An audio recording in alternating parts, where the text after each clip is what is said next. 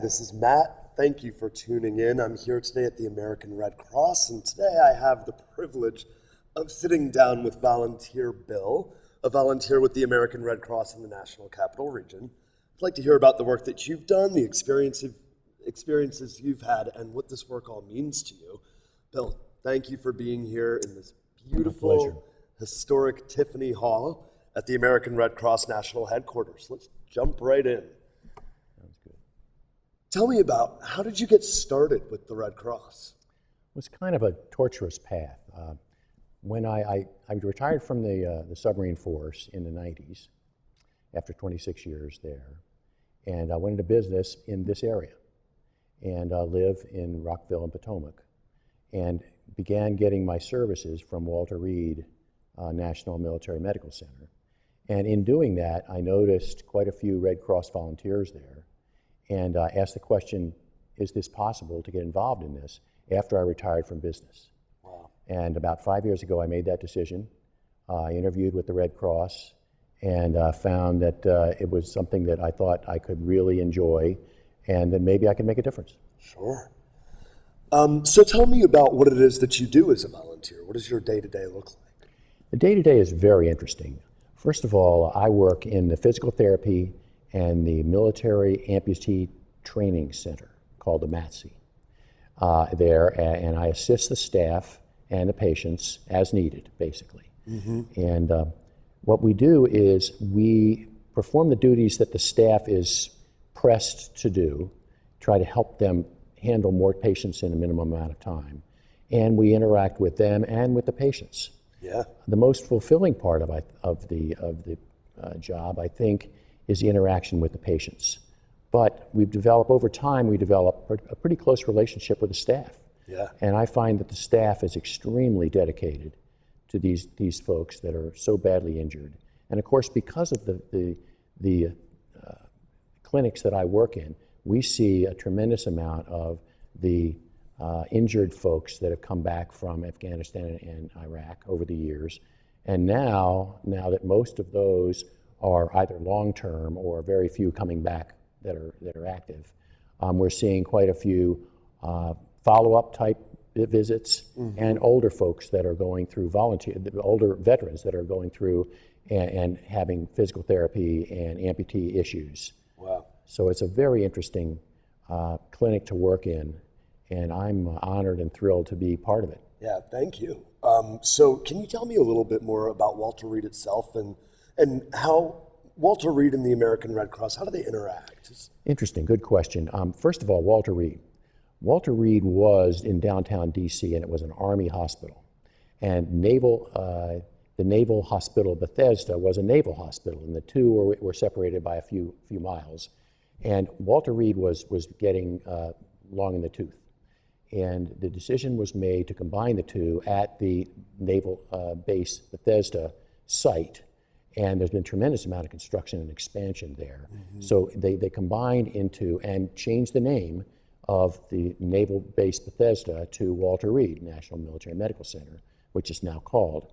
Additionally, the leadership went initially from the Navy to the Army, and now it has morphed into DHA, which is the Defense Health Agency. Okay. So it kind of oversees all the military services that are performed there. Mm-hmm. And I got involved in that because I'm a patient there, because we live close by and I use those services. So when I would come in, I would notice the Red Cross there and found out more about what they do for the hospital. That's wonderful. What programs does the Red Cross do? Can you dig in a little bit on that? And yeah. So how is the Red Cross working with patients? The Red Cross provides an incredible service to the hospital.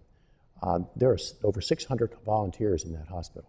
Oh, wow. And they perform duties from anything from what I do in the physical therapy and amputee clinic, where we actually help the staff, to things like taking care of books being provided for the patients, going around and providing Eucharistic ministry services to the patients, helping the staff in many different clinics. It's something that we see Red Cross volunteers there every day, any hour. And also the Red Cross does an awful lot of outreach to folks that are struggling in and out of the hospital. Right. For example, at Walter Reed, there is a transient barracks, and that's designed for the wounded warriors that have been injured and are in long-term care situation that have to come back and forth as outpatients, but need to be close by to the hospital, but not actually as an inpatient. So they live there and come back and forth, and the Red Cross even supports that facility. Right. Can you tell me a little bit about what's your most memorable experience, or do you have a favorite story of volunteering with the Red Cross? Yeah, there's so many, but I think one that stands out in my memory is about 4 years ago, there was a young man who was a Special Forces chief warrant, and he had been the leader of a Special Forces team in the Middle East and had been badly wounded, and the wound shattered both his femurs in his legs. Oh my gosh. And he was struggling in a wheelchair, and we saw him every day in physical therapy, where they were working toward being able to replace his femurs with titanium.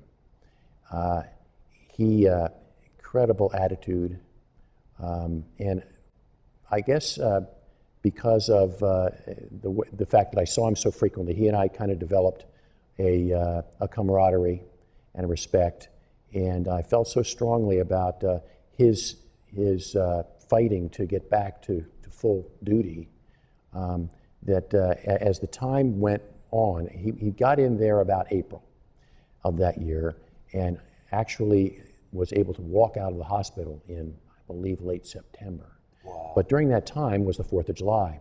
And he and his wife and he were living in the transient barracks. They had no place to go for the 4th of July. And my wife kind of helped me get involved, and we offered if we could bring them dinner. So we did, and we spent the evening with them. And it was a memorable thing.